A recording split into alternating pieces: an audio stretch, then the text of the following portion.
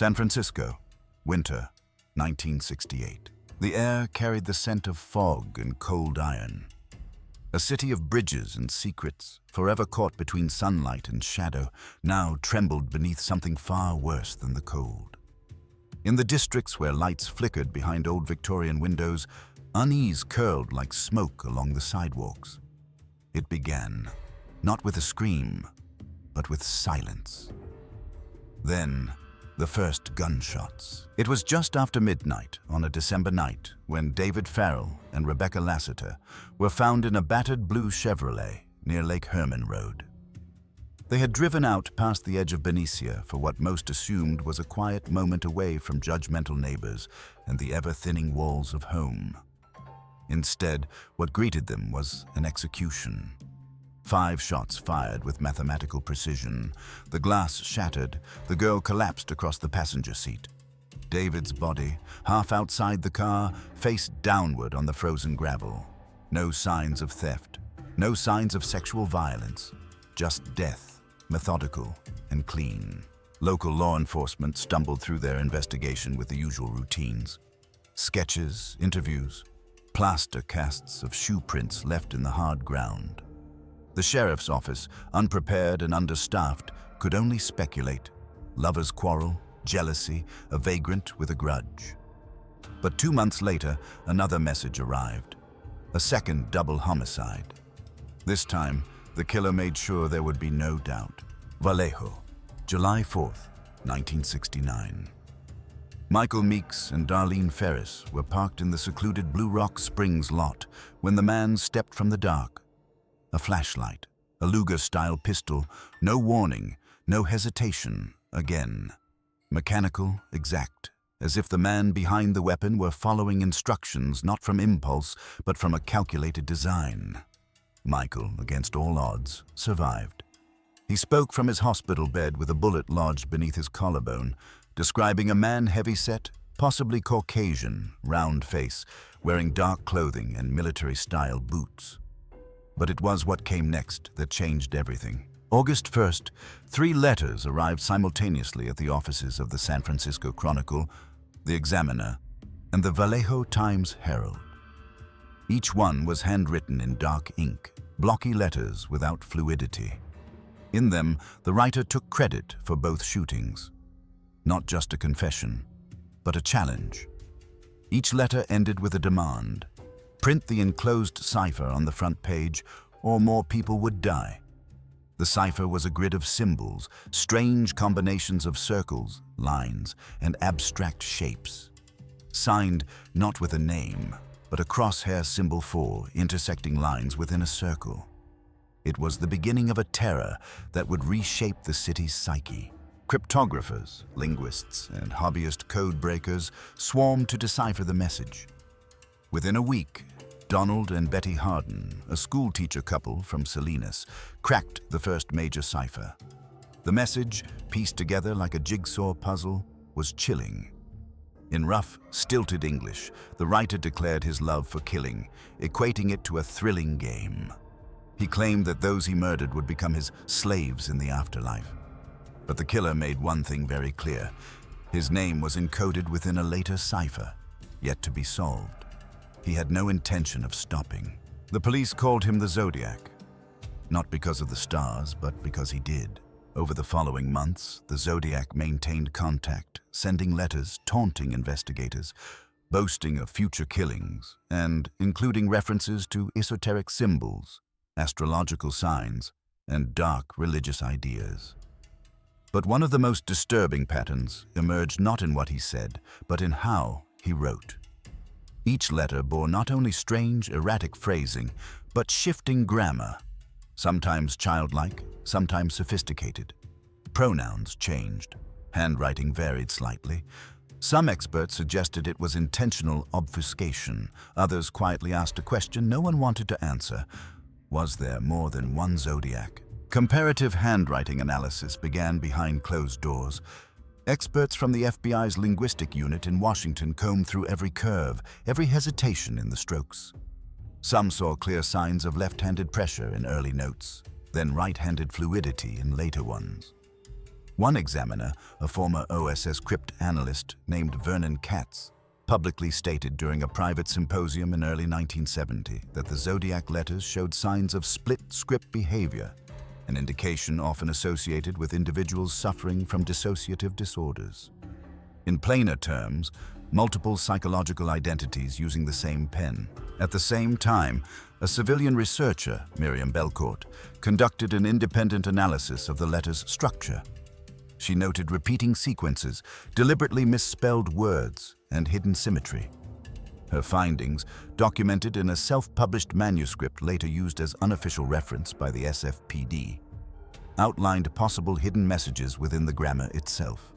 Anagrams of names, references to obscure military ciphers from the Second World War, and, most curiously, the phrase, "I am not what you think," repeated 3 times across 3 different letters.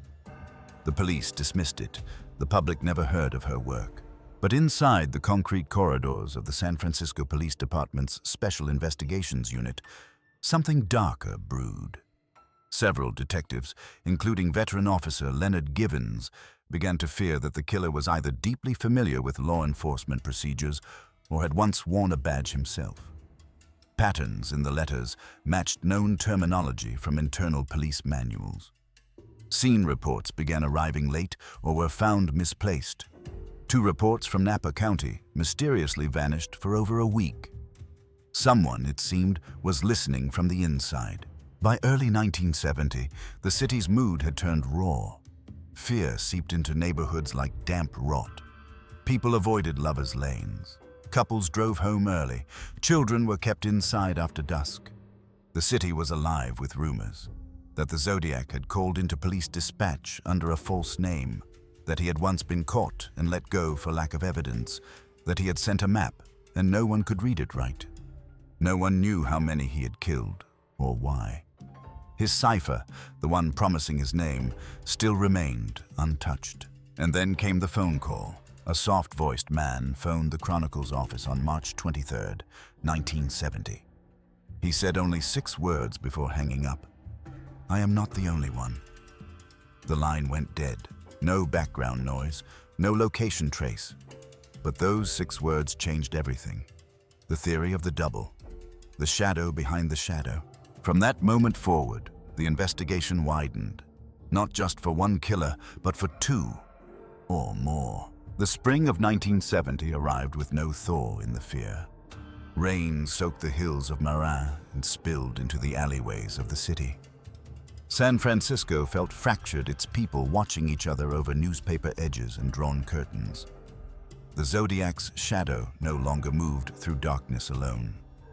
Now, it moved in daylight.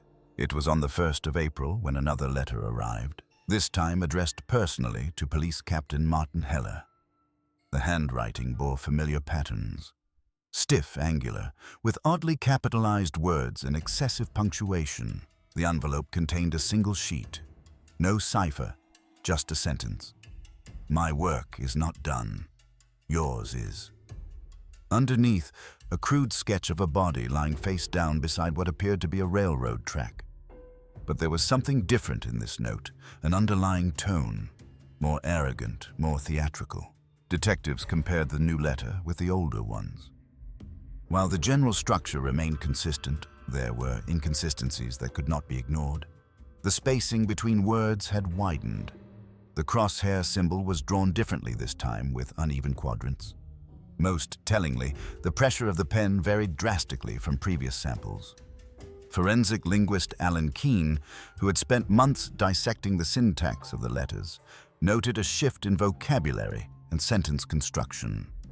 "This author," he said in a confidential memo, "may be imitating the original." Inside the SFPD's central office, suspicion grew. Had the Zodiac been copied? Or worse, was he now working in tandem with someone else? Within weeks, another cipher arrived. This one was different, sloppier, almost frantic in its arrangement. It lacked the methodical structure of the previous ciphers. Symbols were repeated unnecessarily, lines overlapped, and several characters seemed to belong to different languages. A Swedish rune, a Greek delta, a strange symbol used in Navajo code talk during the Second World War. It was chaos on paper, but also a message hidden in noise. It took 3 months before amateur cryptologist Edwin Seamus from Modesto spotted the pattern. He wasn't a trained analyst, but a retired school janitor with a passion for pattern recognition and old military codes. In a lengthy letter to the Chronicle, he presented his findings, a series of coordinates embedded within the ciphers' vertical symmetry. The location pointed to a forested region near Mount Tamalpais, west of Mill Valley. Skeptical but desperate, a search party was quietly dispatched. What they found chilled even the most hardened investigators. Half buried beneath a mound of pine needles was a rusted ammunition crate. Inside, several Polaroid photographs, fogged with time and moisture. They showed nothing overt. No bodies, no blood, only parked cars, blurry faces, and what appeared to be rear entrances of suburban homes. One image, however, stood out. A picture of a man standing at the edge of a pier, facing away from the camera. He wore a military overcoat, and a black symbol was drawn across the photograph in thick ink, the familiar crosshair, but inverted. For the first time, a profile began to emerge. Not of a man who killed for compulsion, but one who planned, who gathered information, who possibly surveilled his targets.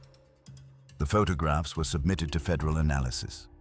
Several of the homes captured were confirmed to belong to victims' relatives, suggesting the killer had extended his reach beyond the murders. It was no longer about violence alone. It was about control. This theory gained traction with the sudden appearance of another document.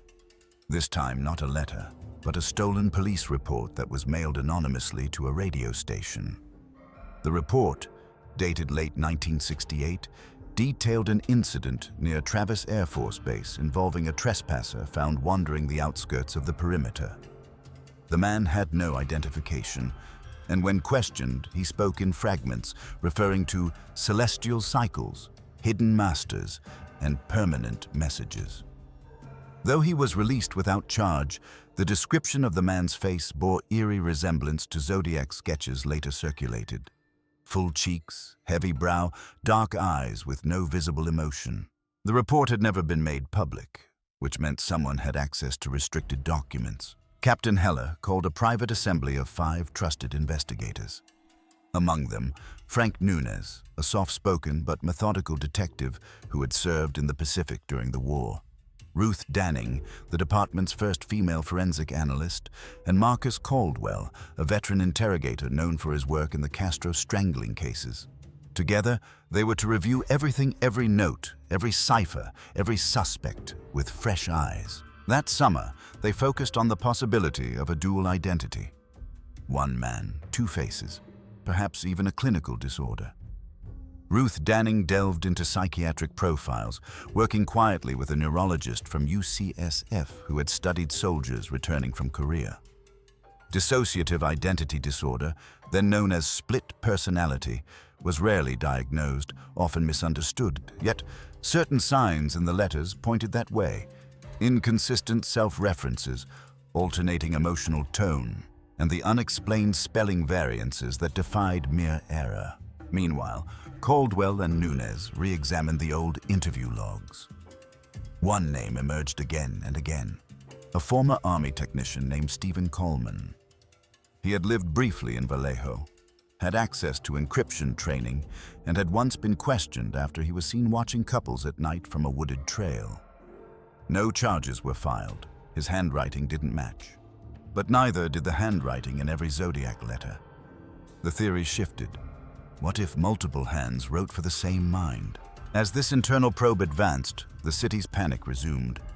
A man claiming to be the Zodiac began phoning in threats to local talk shows, sometimes slurring, sometimes articulate. None of the voices matched.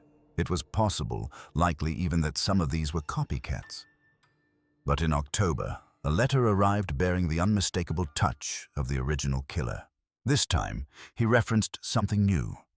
The man in the mirror doesn't know I exist, but I see him, I hold him, I use him. Investigators were stunned. It was no longer just a taunt, it was a fracture revealed. The Zodiac, whoever he was, seemed to confess to a deeper division within himself. not just dual identity, a parasitic one. From this point, Ruth Danning would mark all future communications into two categories. Type 1 high control, structured, containing ciphers and maps. Type 2, emotional, erratic, laced with psychological insight. The theory was unproven, but compelling. One voice planned, the other performed. In the absence of solid leads, the press speculated wildly. Editorials questioned whether the police were hiding information. Civilian groups began organizing amateur investigation circles, trading cipher solutions in cafes, and mailing each other carbon copies of letters. A fringe movement emerged, believing the Zodiac to be a myth engineered by the government to distract from corruption. And yet, even among these absurdities, one truth remained. Someone had killed, and someone had written. And somewhere in the city, he or they were still watching. By the winter of 1971, the city had grown quieter, but it was a silence charged with static and unspoken readiness for the next envelope to arrive, for the next sign that the killer was still among them. The police had stopped holding press conferences unless necessary. The newspapers had ceased printing Zodiac's letters in full. Yet within the precinct walls and in the back rooms of government offices, the case deepened like a fissure splitting beneath concrete. It no longer felt like a criminal investigation. It felt like a message slowly assembling itself from disconnected symbols. Ruth Danning's theory of two linguistic registers, structured and emotional, began to attract quiet attention beyond the city. She had started to break down the letters with obsessive precision, analyzing verb frequency, modal particle use, and sentence curvature. She noted that in several of the more rigid, cipher-based letters, the pronoun I was almost entirely absent, replaced by impersonal commands or declarations. In contrast, the more unhinged messages brimmed with I and me, as if the very authorship had shifted between a commander and a servant. She compared punctuation habits and uncovered something else. In the structured letters, the killer favored semicolons and colons, marks associated with academic or military writing. But the erratic messages contained heavy ellipses, long dashes, and exclamations typical of mania or theatricality. These were not just stylistic flourishes. They were two minds at war on paper. In early January, a linguistic parallel emerged that drew a shiver through the room. A colleague from the State Department sent Danning a confidential folder, samples of intercepted wartime communications from a long deactivated unit of psychological operations men trained not just to relay encrypted orders, but to manipulate morale through written language. The tone, cadence, and even the symbolic structure of certain declassified memos bore uncanny resemblance to Zodiac's messages. Particularly, one memo from 1954 discussing morale demolition through existential confusion. The memo used similar phrasing, "They shall never know if I exist, and that is the power." Ruth compared it side by side with the Zodiac's later letter, "The man in the mirror doesn't know I exist." This opened a chilling avenue. Had the Zodiac at some point received psychological operations training? If so, where and under whose authority? Simultaneously, Frank Nunez focused on handwriting, not only the form, but its behavioral implications. He brought in a civilian analyst, retired FBI document examiner Walter Benwick, who had worked on forged orders during the McCarthy hearings. Benwick, though aged and half-blind in one eye, approached the letters with reverence. He did not focus on stroke angle or slant. Instead, he charted the writer's pressure flow, how the pen dug into the paper with increased tension when certain words appeared. He noted the word kill was often written with what he called a fractured aggression. The K was too large, overly pressed, sometimes even carving through the paper's backside.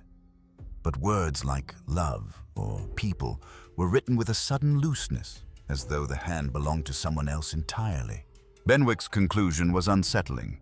The pressure profiles suggested the writer may have switched hands, not metaphorically, but physically.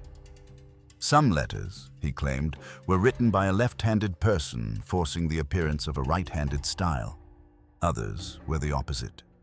He suspected deliberate alternation, possibly to confuse analysts, or worse, to reflect internal confusion within the mind of the author. Meanwhile, Marcus Caldwell received a strange letter from a former Navy signals officer named Raymond Ertz, who had retired to Oregon but followed the Zodiac story obsessively. Ertz had compiled a private log of transmission patterns used during classified naval exercises in the early 60s. What disturbed him was a pattern he'd recently noticed.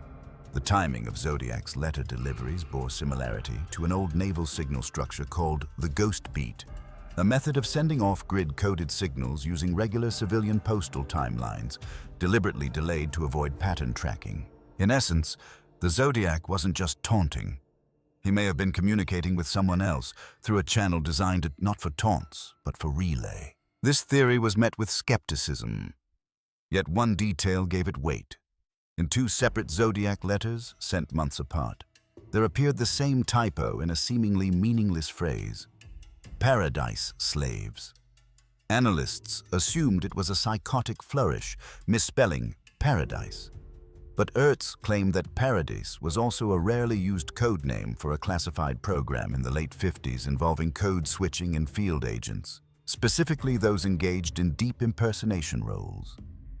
The term was so obscure that it appeared in only two internal documents he'd ever seen, one of which had never left the Naval Archive. How would the Zodiac have known it? That spring, a congressional liaison from Washington quietly contacted the SFPD. He asked not to be named. He carried with him a sealed folder containing information about a former cryptographic technician named Arthur Weissman, who had been stationed briefly at Mare Island in 1967. Weissman disappeared under strange circumstances, discharged for behavioral disturbances after reportedly being caught carving symbols into his bunk and muttering to himself during briefings. He had no family, no known address post-discharge, but the drawings he left on base walls, copied into his psychiatric file, included the crosshair symbol, repeated hundreds of times. This file never reached the public. As Weissman's name entered the investigation, the case began to fray from within. Detectives disagreed on his relevance. Some saw him as a fragment of coincidence, a damaged man caught in the undertow of a larger myth. Others, like Nunez, saw him as a potential key, a man trained in codes, possibly fractured in mind, possibly used by others. There was no evidence Weissman had killed, but he may have written. The final discovery that year came not from any expert, but a quiet library clerk in Sausalito named Clara Host. She brought forward a copy of a small self-published philosophy book from 1963. The book was anonymous, printed without ISBN, and filled with abstract essays about time, death, and repetition. One passage read, "The cycle completes only when the audience becomes the actor, and the actor, unseeing, plays a role he does not choose."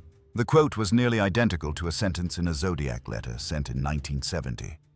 "I make them play their role, but they never know they are cast." Same phrasing, same rhythm. The book contained a symbol on its final page, a crude, hand-drawn crosshair. The librarian had only found one other copy, in the estate of a deceased naval psychologist who had lectured briefly at Treasure Island. The threads now reached farther than anyone had anticipated. Into the military, into psychological warfare, into literature. And through it all, the letters continued.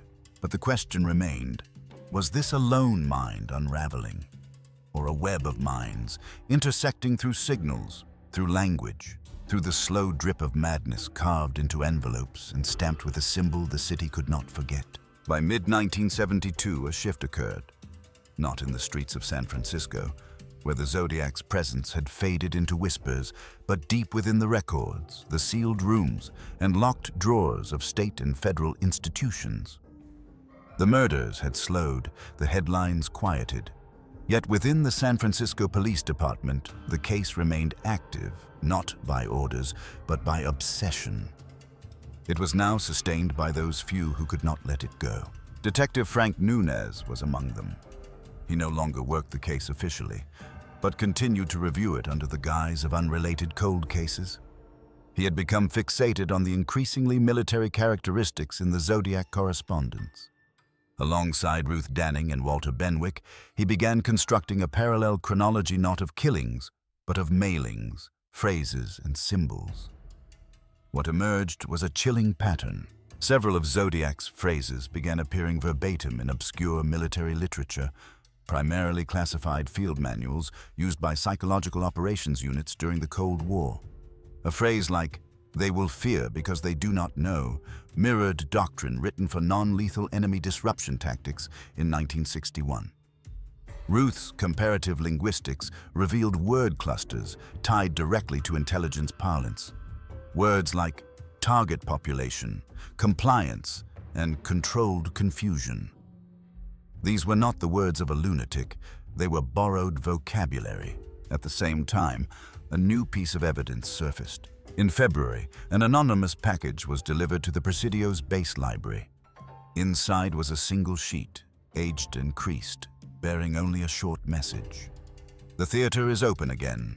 All actors must report." There was no return address. But affixed to the corner was the now familiar crosshair symbol, partially smudged. The library clerk, a former signals technician, recognized the phrasing. It mimicked an activation code once used in exercises involving sleeper protocols, a fiction, in theory, meant only for training simulations. The base commander dismissed the letter as a prank. But 2 days later, a retired officer named Lewis Bryson was reported missing from his Oakland home. He had not packed a bag. His wallet, watch, and military medals were all left behind. What marked Bryson's disappearance as peculiar was his past. Declassified files showed he had briefly been involved in Project Winterglass, a Cold War-era experiment in psychological manipulation focused on information saturation, reality confusion, and symbolic destabilization, the deliberate use of repeated symbols and imagery to create disorientation in civilian populations. Bryson's role had been minimal, just a consultant, but the name of the project appeared on a list that Zodiac had once referenced cryptically in a letter. "You are frozen in glass and do not see." Nunez obtained this letter again. He enlarged the text. In the bottom right, nearly faded into the paper grain, was a faint repetition, a small, almost hidden version of the crosshair, printed dozens of times in a grid. Benwick described it as a dizzying wall of eyes, a pattern designed not to be noticed consciously, but felt subconsciously. It was the first time they realized. The symbol wasn't merely a signature, it was a tool. The team revisited previous letters. Hidden beneath stamps, layered into the margins, sometimes even disguised as ink blotting, were other micro-symbols. Some were reversed, some were fragmentary, but all appeared to have been placed intentionally. Ruth Danning began calling it the subtext code, not a cipher for language, but for disorientation. The killer, or the author, was constructing psychological interference through typography itself. The investigation deepened. Ruth received an invitation to speak at a private conference in Chicago, organized by a group of former intelligence officers now working in academia. Among them was Theodore J. Klemper, a soft-spoken man who had worked with the Signal Intelligence Service in the late 50s. After her presentation, Klemper approached her with quiet urgency. He handed her a file labeled Project Decoy. Inside were several internal communications dating back to 1964. The documents discussed a fictional threat entity created to test public reaction, an imaginary domestic saboteur who would send coded letters, symbols, and threats through public channels. It was, as the documents insisted, purely a psychological modeling exercise never meant to be executed. But then came a memo from March 1968, just months before the Zodiac's first known killing.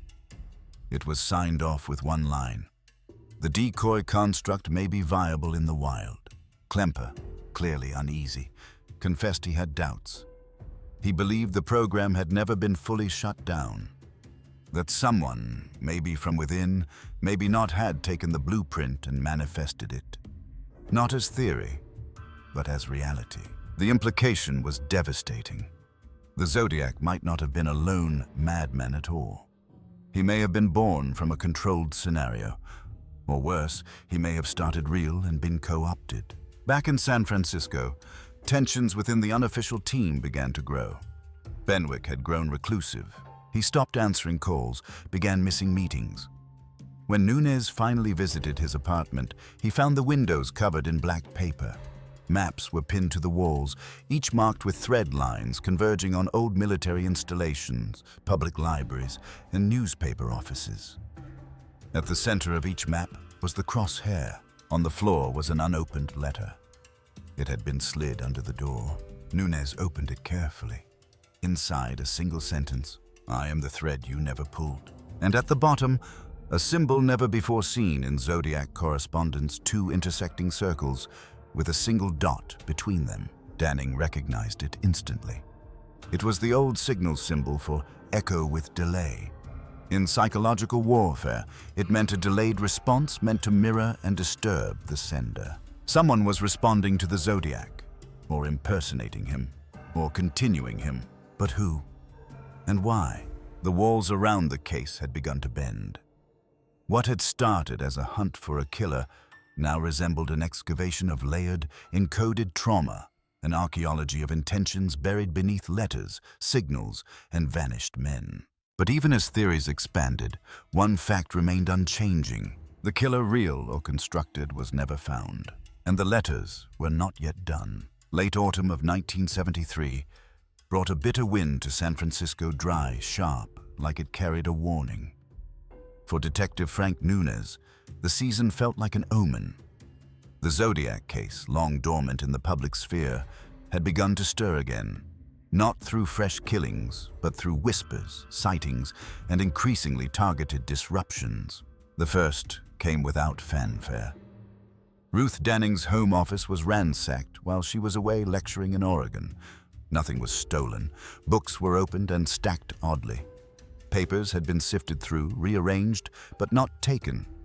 A single Zodiac letter, one she had been studying under magnification, was moved, turned precisely 45 degrees.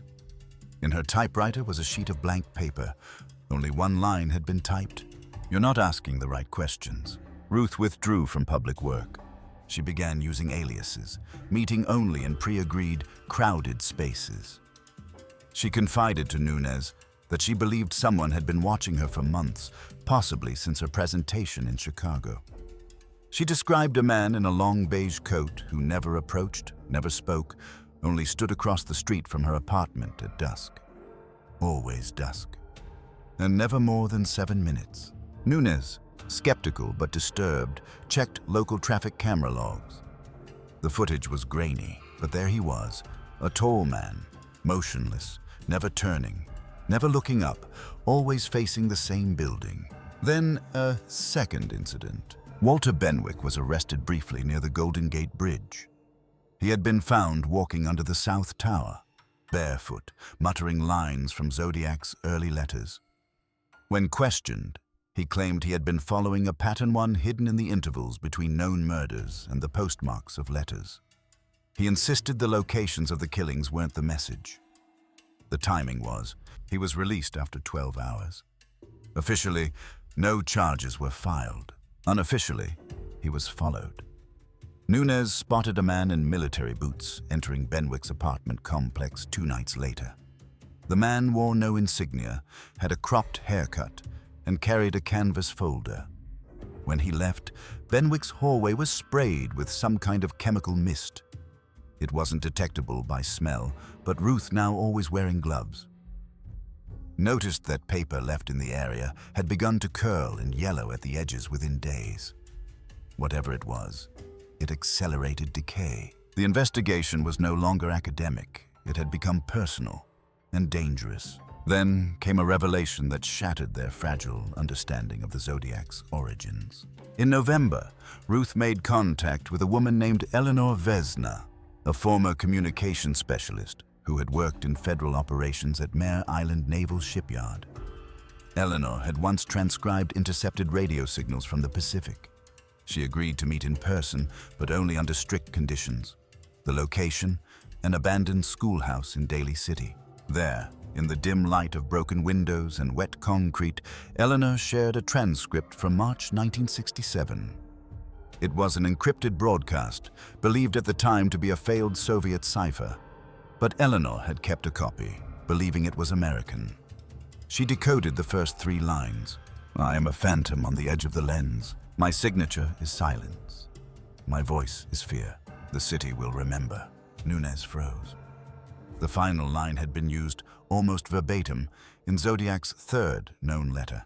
The broadcast predated any known murder. Was the Zodiac copying an earlier message? Or had someone been testing language before the killings began? Ruth returned to her archives. She found something buried in early police transcripts. A report filed by a dispatcher in December 1966, months before the first official Zodiac attack. A phone call. The voice was mechanical, stilted. The message: "Test pattern will engage. Measure the echo. Sanity is the illusion."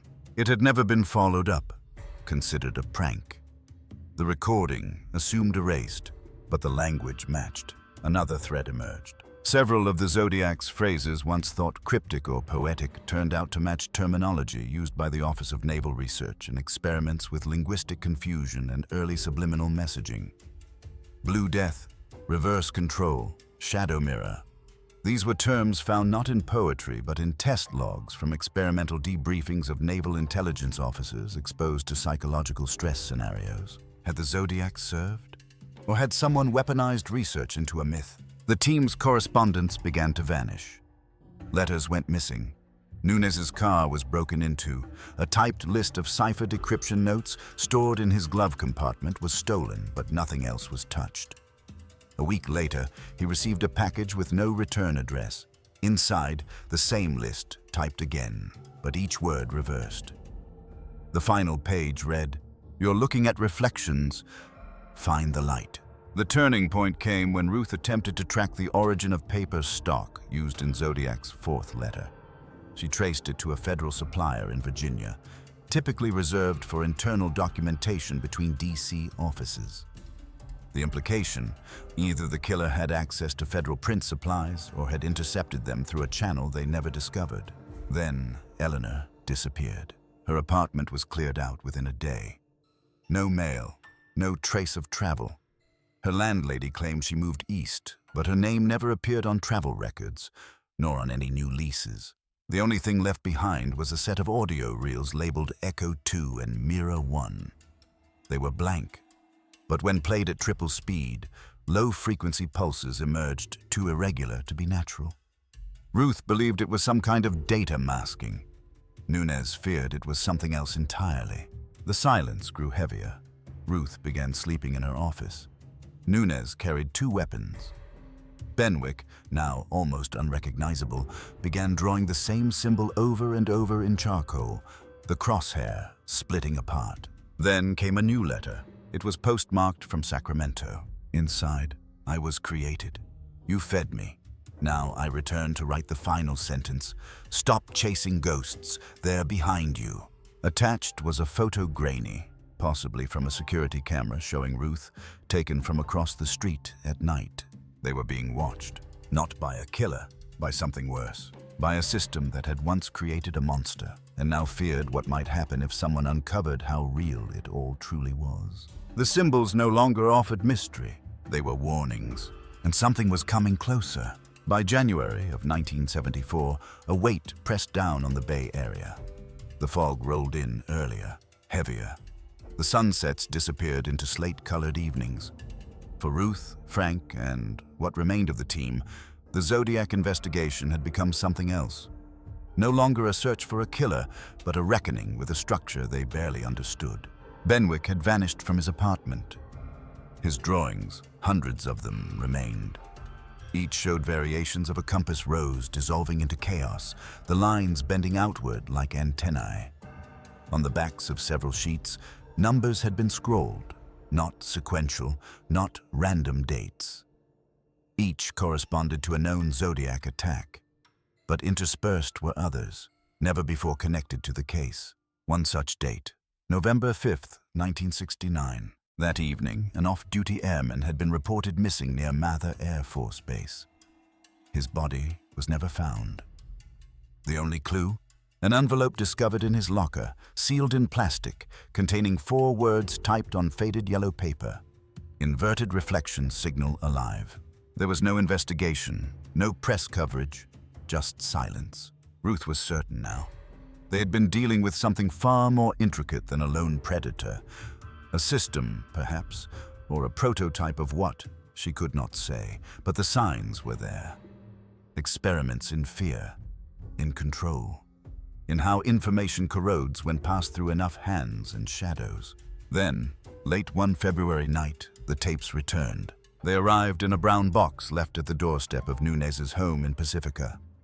No note, just 4 reels, numbered and marked with the symbol, the familiar circle and crosshair, etched by hand with near-military precision. With an old projector and a modified playback device, he and Ruth sat in his garage, surrounded by silence, the surf crashing in the distance. The first reel was sound only, a voice-flat, almost board-rid numbers in sequence. But every 57th digit, the voice shifted pitch, intoning it more slowly, like a bell being struck. Ruth transcribed these altered digits. They formed a time, 03-1947. She played reel 2 at that time stamp. It showed footage of a typewriter being operated by unseen hands. The fingers moved mechanically, without hesitation. The message being typed was familiar. Zodiac's 3rd letter. But in the final paragraph, something changed. The hand stopped, and after a pause, typed new lines. This is not confession. This is calibration. To observe terror is to understand power. I was instructed. Now I continue. Nunez leaned back. He felt something like nausea, an instinct not from fear, but from recognition. He had heard those exact phrases before. In 1968, during a training session with a visiting federal instructor, one of the psychological assessment case studies had included an anonymous letter. It had been labeled Profile Echo 4. The letter began, "To observe terror is to understand power." He hadn't thought of it in years. The reel burned out. Tape 3 showed static for 12 minutes. Then a frame appeared. An old office, government style. Steel file cabinets, a bulletin board. One wall bore photographs, most too blurry to decipher. But in the center, the Zodiac symbol, pinned with red thread branching to mug shots, maps, handwritten notes. In the corner of the frame, partially in shadow, stood a man. His face was turned just enough to suggest a familiarity. Not identifiable, but possible. Achingly so. He looked directly into the camera. The image froze, then the sound cut in again. A whisper, not a voice, as though the tape was playing breath itself. She sees. He writes. You forget. Then silence. The 4th and final reel played nothing, just silence. But when fast-forwarded, flickering light patterns flashed too fast to register clearly. Ruth recorded it, slowed it down. Each flash was a word, in Morse code. When deciphered, they formed a single sentence. You were never supposed to find this? 3 days later, Ruth disappeared. No sign of struggle. Her apartment was left untouched. Her passport and ID remained on the table. The only missing item, a single envelope from her files marked Eleanor V. Transcript B. Nunez filed a missing persons report. It was quietly removed from records within 48 hours. No explanation. The original case files for the Zodiac investigation, those in the city archives, were reclassified. When he attempted to access them, he was told they'd been moved to federal storage. He never saw them again. In April, a final letter arrived.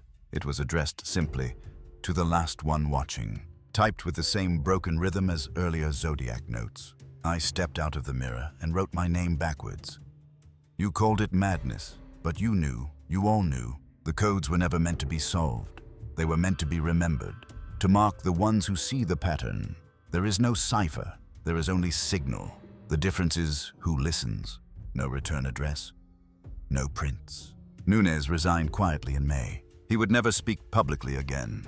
But he kept one thing, a copy of the photograph from Reel 3. The man in the corner, just enough of a profile to haunt. He kept it in a locked drawer in his basement, wrapped in cloth under 3 separate locks. He sometimes dreamed of the man looking directly at him, smiling.